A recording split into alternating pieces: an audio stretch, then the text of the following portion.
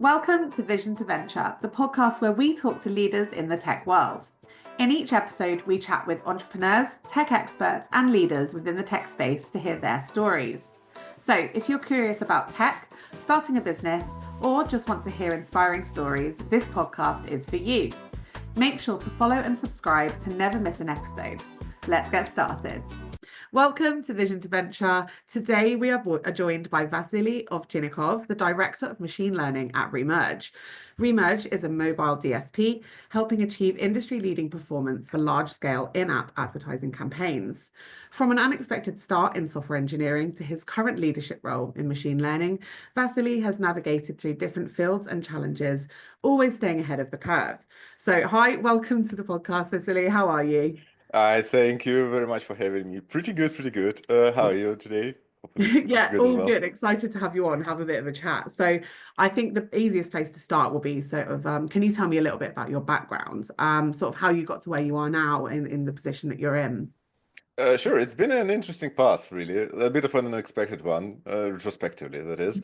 I started as a robotics engineer. That was always the passion of Mhm. mine, making, well, the big, nice, interesting automated machines. And yeah, that was where the beginning happened, and it just incidentally kind of steered into the software engineering back in the day. I happened to have a neighbor. I was still in university and happened to have a neighbor who was in software. And all students need work. I needed work as well. You need money for stuff. And she just offered, uh, how about we have a position opening, junior position opening in our company. How about you try out on that? C++ was very close to what you have to do in robotics. And I tried it out and ended up staying, and in fact. And ultimately that brings us to today, which has I stayed for good, apparently. It's been Yes. it's been a bit of a long time, come to think of it, since then. But yeah, the most unexpected for me was that it was completely out of the field of anything robotics. It was actually document Mm. flow. Initially, I was just doing some C++ Windows programming for that, and it just incidentally switched to software security and cryptography. Yeah. In Russia, that was a big movement at the time to switch over to paperless document flow, and it had to be secure and had to be cryptographically protected. And because I already was writing in C++, I started writing security applications, or like the applications that the company started to offer. That was interesting, very interesting, and ended up being a career choice for a better part of 8 years at the time, from just a junior engineer to then mid-level, and suddenly then to a team lead, where the team just got dropped onto my face out of the blue, practically. The team leader at the time downshifted. So, and that's where I proceeded. The whole cryptography thingy and the whole C++ thingy, given a lot of interesting challenges in Russia as well. But yeah, at some point there was a choice to be made. The whole security thing is a very kind of niche and closed thing. Everybody knows everybody. There is a bunch of certifications you can go through, and you have to commit. And Yeah. the choice was either commit to that, really, really commit hard to that, or try to switch over. And that is where the switchover eventually led me to machine learning, because Mhm. the way you switch over out of such niche areas, probably the only way I know of at least, is some sort of freelancing Yeah. thingy. Okay. And that's what I tried to do. It's also quite kind of funny, especially in the landscape of back in the day. Again, C++, a lot of C++. So how do you put like a foot through the door in the freelancing? You actually help students. So let's make the full circle. Help students get good reviews and get into projects that are looking for something that somebody who already has like a reputation of a sort. They built one with the initial submissions, and one of those projects was, in fact, very closely related, well, tangentially, but closely still related to what I do today, which was machine learning oriented um, marketing platform for dynamic. The purpose was to adjust the user experience on the website when they come in so that they stay and they convert and they maybe come back and such. And for that, you needed to process a lot of data and make a decision of what this user has affinity to, what this user would be interested in. which involved a lot of rather at the time not trivial web page wrangling. And I came to the project, for full disclosure, I came as a front end lead actually at the time. Okay. Funnily enough, and then from there, I somehow Yeah, that it is was a small company, so there were openings for, hey, what about machine learning? And in robotics, we had already a lot of machine learning applications for like a particular piece of robotics. My robotics specialization is more in process robotics, so like conveyors, all this kind of assembly plants. Imagine a classic car factory with manipulators, that kind of things. Mhm. And there was a lot of machine learning, albeit obviously not modern day neural network machine learning, already involved there. So a lot of that knowledge, a lot of the skills rather easily transferred to how about now we do this very smart thing with web pages so that they transform in a nice way. How do we collect data? How do we process data? And it was all before the niceties of today's frameworks, where just kind of just do it. We had to develop a lot of things and invent a lot of things from scratch. And yeah, ultimately that project did take off a little bit. And at some point, some point in between, I decided, it was still in Russia back in the day, and I decided that, you know what, I kind of want to move out because, well, Russian things started happening that everybody is aware of probably by now. Fair enough. And yeah, that through an intermediate step of joining as a software engineer in retail-oriented software now, another switch of area, that eventually brought me to Remerge as a software architect to build specifically solutions for machine learning applications, as in at scale, Yeah. not an ad hoc, but in a more modern fashion, which I've been doing here since pretty much since then. And I guess that's kind of the path. It Yeah. has a lot of jumps there and a lot of interesting No, pieces. it's fascinating actually. I mean, it's so interesting because you could have gone sort of any which path, and I think it was very much down to you and the decision you made, wasn't it? Because you had the skills to be able to maybe do a lot of different things. So that's interesting. This episode is sponsored by Enigma.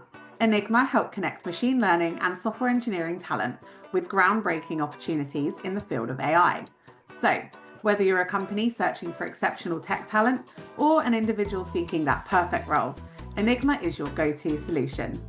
Thank you to Enigma for sponsoring Visions of Venture. But I mean, in terms of your background, you said obviously you started very much in the robotics space. Did that influence you at all when you were approached to kind of the software development and machine learning side of things? Of course it did.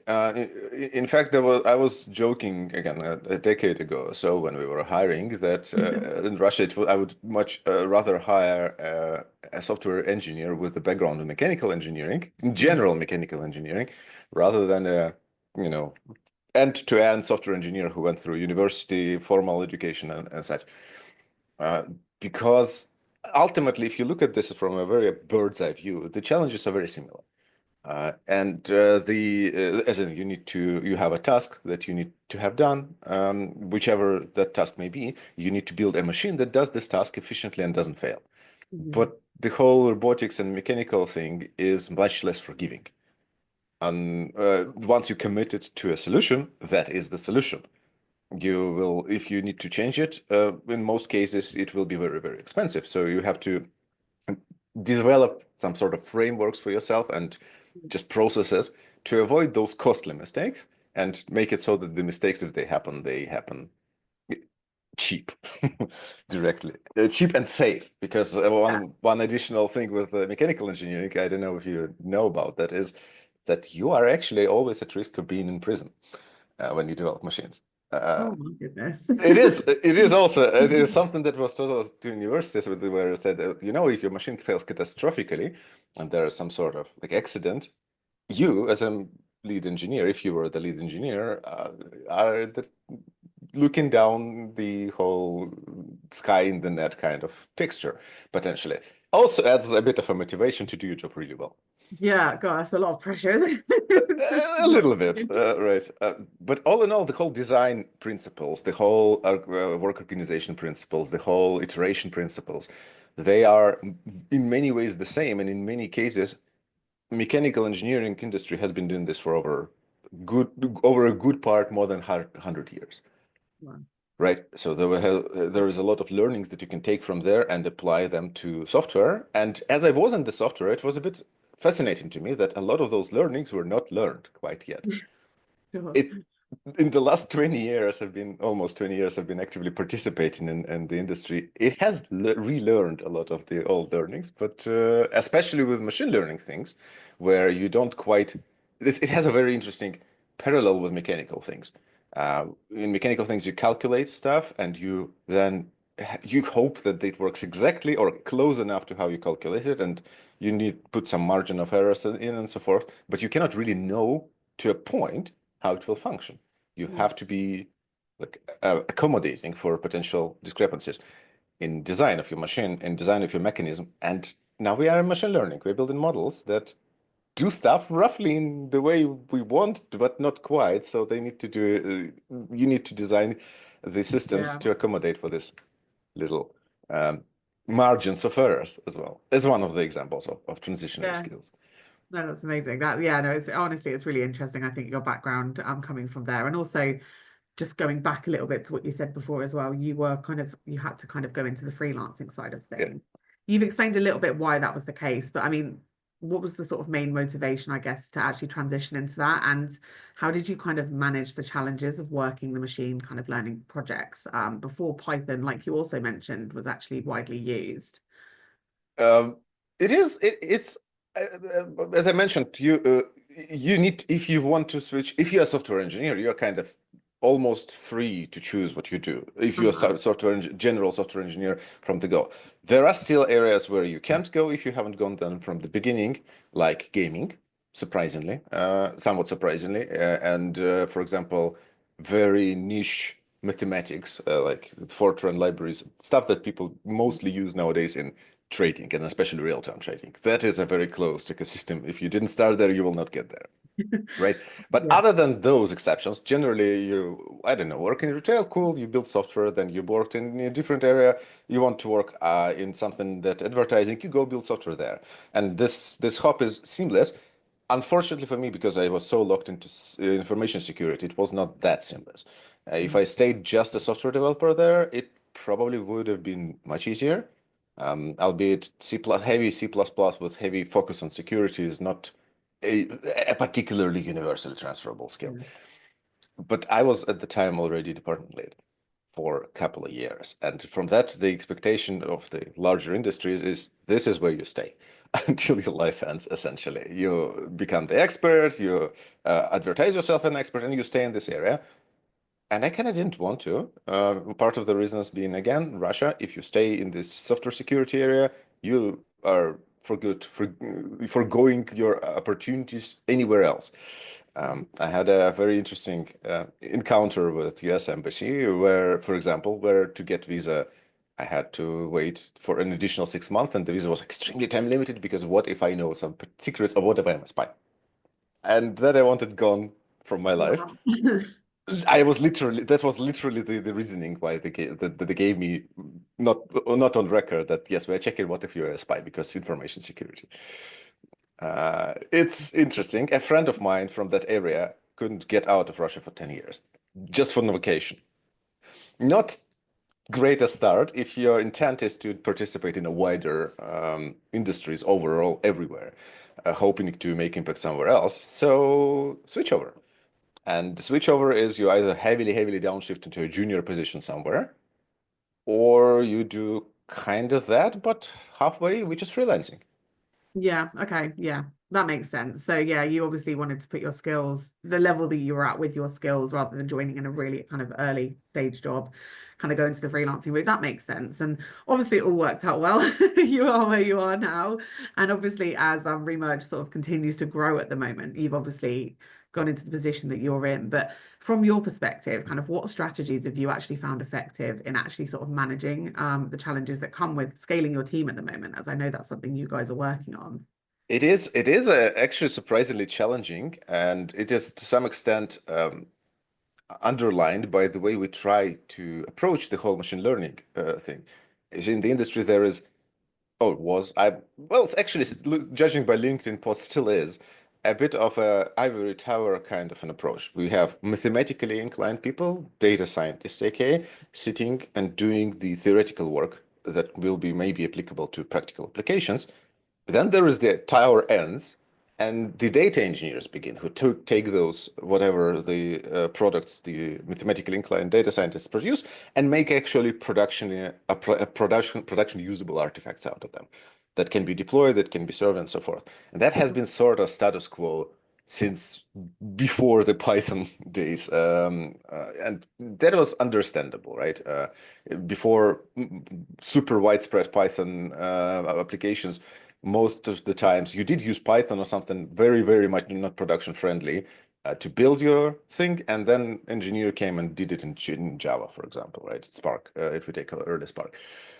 Now it's not necessary. Now we have libraries, we have tools that transcend this whole, oh, it is convenient to use for mathematically inclined people, and it is okay or good, like TensorFlow, for example, to use in production. So the whole intent of building up machine learning setup in Remerge, or rather maturing it, I did not come when there was nothing at all. There was already some machine learning setup, and I came with an intent of making it better. And the intent was for us to bridge this gap and not have the problem with this gap is that challenges of production are distanced away from people who make the decisions, the design decisions, far enough for there to be a lot of information being missing and a lot of delay. We wanted to move fast. We are growing. We are expanding. We want to be at the edge. So we wanted this gap to not exist and have the tooling that enables us to not have it and have data scientists immediately seeing and experimenting in with real production values.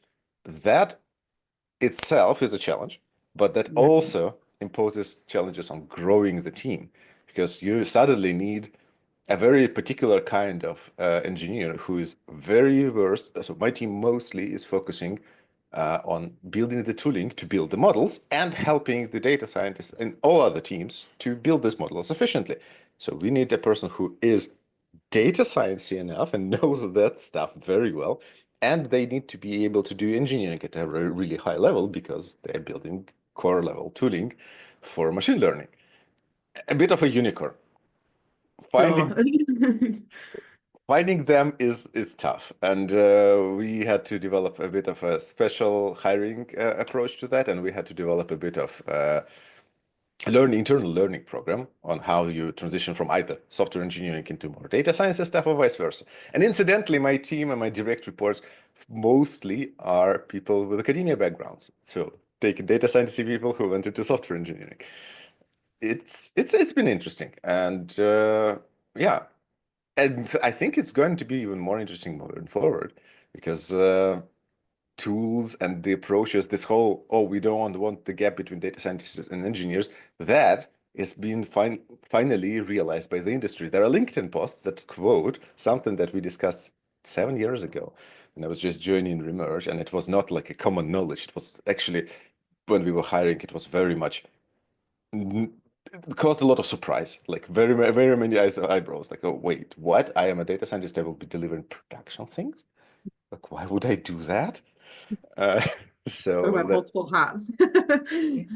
yes, to an extent. But the thing is, with the whole recent development, that is becoming norm. So maybe that part of our growing will be easier. What won't be easier, obviously, is building the efficient models. And that's a completely different kind of worms. I joke that if you want, I have a few people who are very early in their career with whom we chatted about, well, I want to be, for example, like a software architect, or I want to be in this and that. I want to work on really fun and cool stuff. What would that be? And they get for them, somehow unexpected answer. Well, for that, you need to go either in warehouse processing or in advertising. It is the bleeding edge where the fights happen, especially in machine learning world. So there's that.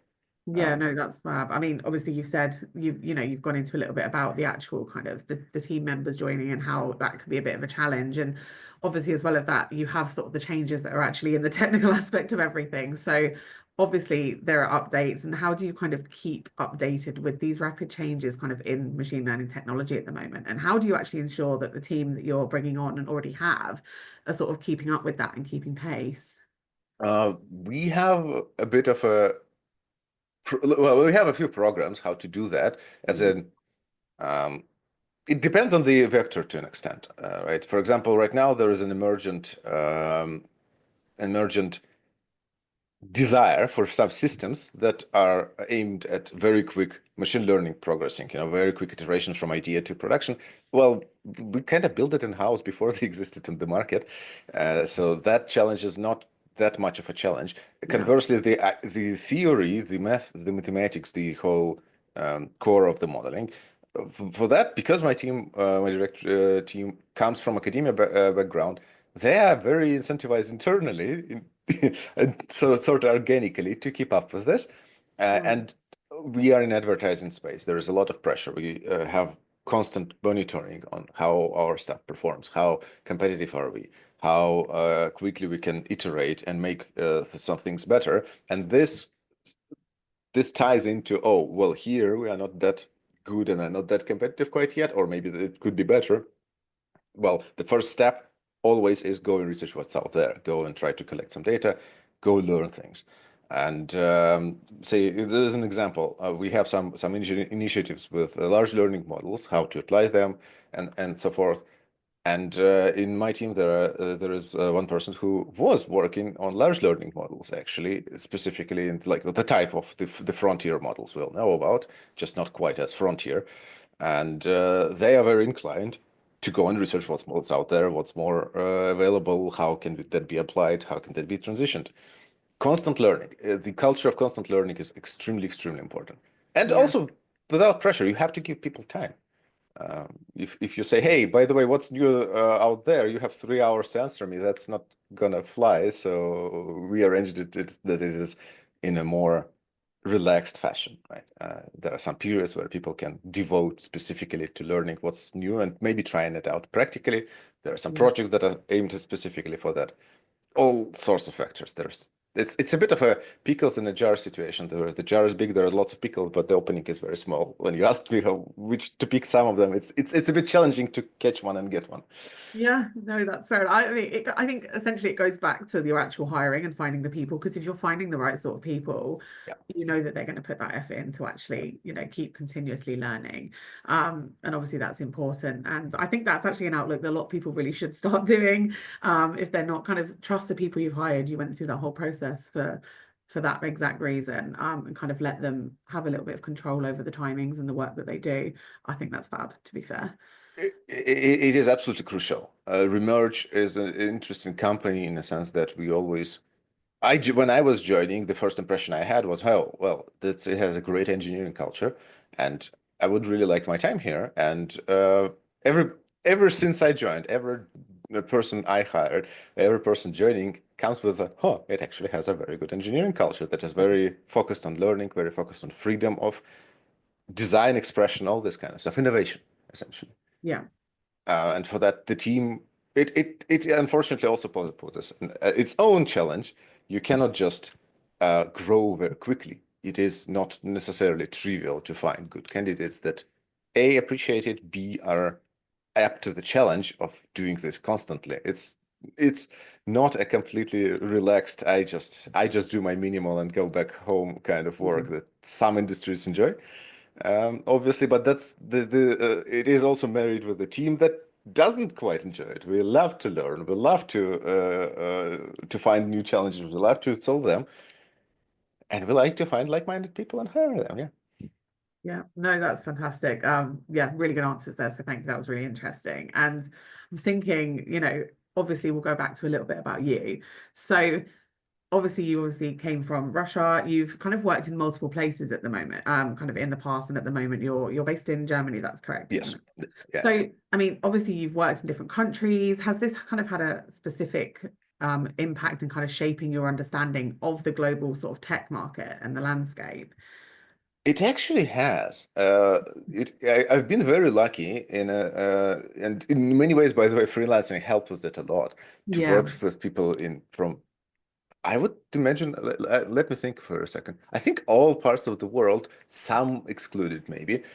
I happen to manage to work for people from all countries of Europe, Mm. literally, US, then some countries of Africa, India, Bangladesh, and Japan, China, and Thailand. Just so happened. Australia and New Zealand, obviously included, but in the whole culture. So all those people, they all carry their own little differences, right? And they all carry different approaches, and they all come from slightly different backgrounds, in a sense, not in the backgrounds of upbringing or anything, but rather they come from technological backgrounds. They also are different. They're shaped by how things are done in that particular country or place. Uh, Incidentally, Russian tech was very close to US tech in approaches. It's a bit ironic. It was closer to US tech than European tech was at the time. It's the gap has narrowed over the years. So yeah, it did give a lot of. I was very lucky to get a lot of those perspectives and a lot of those approaches, and it does allow you to see the strong parts of those backgrounds and try to incorporate in what you are trying to do, and Yeah, try to avoid the mistakes that in some places are prevalent. Like again, speaking of that Russia, the mistake was one of the mistakes was it a lot of software engineering grew out of mechanical engineering, and as such was in many ways very, very rigid. And so all this Scrum, all this agile things that was very hot thing in US already by the time was not really much of a thing in Russia. Expectations was different. That is a weakness uh, in many areas. In some areas it isn't. In many it is. And understanding the difference, understanding the different benefits of it is a big competitive advantage, I would say, actually. So yeah, it did help. And now having moved to Germany, while the company is German and German founded, we have offices in 5 countries of the world, and we have yeah, people from all over the world working in those offices, including in Berlin ones, bringing all their unique strengths to us and solving the challenges that are posed to us. And so do our clients as well.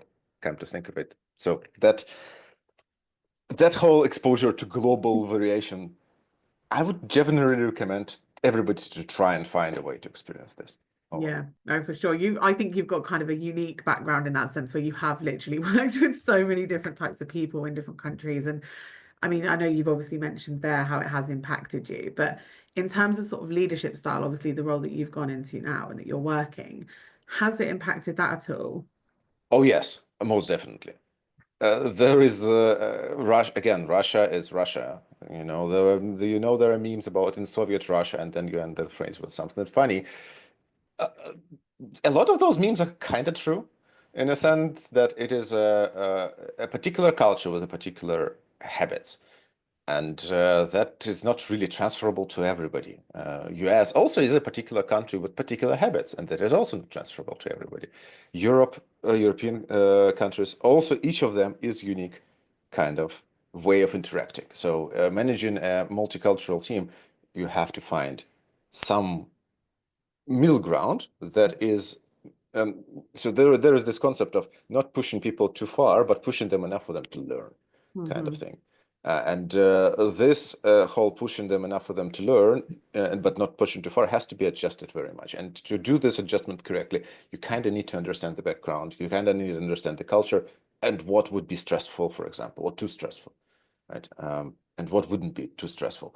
Knowing and being able to experience those cultures, to experience those different ways of interacting, did it does help me to the day, and I hope to keep doing this and seeing how this all those cultures evolve.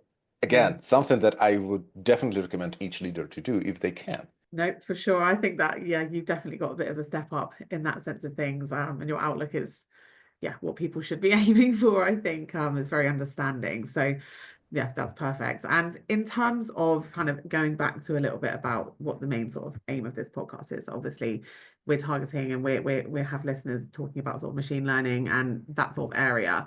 So in terms of you, what do you actually see as the next big sort of challenge, or even opportunity in machine learning kind of for your team? Uh, hmm. That's a tough question to answer because uh, it's continuous, right? It's not like, Yeah, oh, we just reached a milestone, we can now relax a little bit and then approach the next one. It's always been the continuous milestone, like goalpost moving. Oh, yes, we did reach something, and now we need to continue moving in that direction. yeah, So it's very interesting. I can't really properly answer this question because like our challenges did not particularly change, right? The whole retargeting DSP business is trying to you are playing with the black box, right? If you're doing machine learning in something that has actually real truth, like physics or control system, something, you have a reality, measurable reality, be that a physical process, be that like control, like environments. It may be difficult, it may be not well defined, but it is real. There is no, like, if you're building a robot control system, there will be no sudden disappearance of the package from the place. If that happens, you know that is failure in your software, in your machine learning model. If it suddenly stops seeing or starts seeing things. In edtech space, it's not so. It is a black box which you are a part of. So any action you do affects the black box and it reacts to you dynamically. So it is constantly changing, constantly shifting, not necessarily in a way you can realistically predict in offline. And hence this whole conversation that I was talking about, that the people who design machine learning solution being far apart from the actual applications of them, which was a bit of a standard in everywhere, give or take a couple of years back, even. That is not that's a recipe not for disaster necessarily, but recipe for slowness in yeah, tech space. As our counterparts and competitors, they advance in this space, we have to advance as well. Find new ways to be efficient, find new ways to be successful, find new ways for those to improve those models to be a little bit better. So that is moving on. Incidentally, some of them become easier because machine learning becomes hotter topic. Everybody starts to do that. yeah. But at the same time, there have been a unique challenge in there as well. I was a part of a Google Open roundtable sort of thing where they collected specifically from Berlin area in that case members of companies who are doing some machine learning stuff, the biggest participants at the time. And I think there was like 12, 14-ish different representatives from different companies. We were the only ones from the company that did mostly, the hardcore good old machine learning models. Everybody else were, well, admittedly from different industries, not ed tech, but everybody else was LLM client, essentially. They were using LLMs, they were maybe customizing them for some application, but they were not really building the models, they were just tuning the existing ones. And that is a challenge on its own, right? Because it creates incentives for bigger companies to focus on those clients. They pay for those LLMs applications and maybe possibly in some future defocus us or us. And I'm not meaning Remerge specifically, but just in general, the group of low level, like hardcore machine learning developing companies. And if that happens, then we would have to go back to the roots and develop a lot of our tooling for which for now we co-develop with those bigger companies. This for now is a work in progress. It's not even set in stone. Pretty unique challenge moving forward. Trying to be on top of it is, again, you have to talk to people, you have to understand the trends, you have to constantly monitor where it is going. And that's hard. That's actually really hard. Yeah, for sure. Yeah, that makes sense. I think you answered that really well. After obviously not being 100% sure, but yeah, I think that makes sense. And kind of linked to that, I guess we're going to go into a final question. In terms of what kind of long-term goals do you actually have for your machine learning initiatives currently at Remerge? We want to move even faster. We want to be able. One of the things the thing that we did, the whole this decision for us to make data scientists able and ready to be actually closer to the product, the actual uh, production of things. We want to double down on that to an extent. Um, we want to be able to that not to just be possible. By this time, we are not the only one who have that in the sense, meaning that, for example, there is a product that is developed in Germany of all places, which is a little bit surprising. It's called Zenimal, and that is a tool for exactly that. You have a data scientist who can produce things that can very quickly be put into practical use. So such tooling starts to become available wide, and we want to stay on top of it. We want to continue improving our tooling. We want to enable our data scientists to be impactful. We want them to have fun doing that, because when you do something and it works well, it's fun. And we want to grow, obviously. And to do so, we need to do all the things that I just listed. If you hire somebody new, they need to be able and comfortable doing the things that we want them to do. They need to be able and comfortable to be impactful, and this needs to be also interesting and fun. This is kind of where we're going with that. More machine learning models, more flexibility, and much quicker iteration with very little scary things and scary headaches.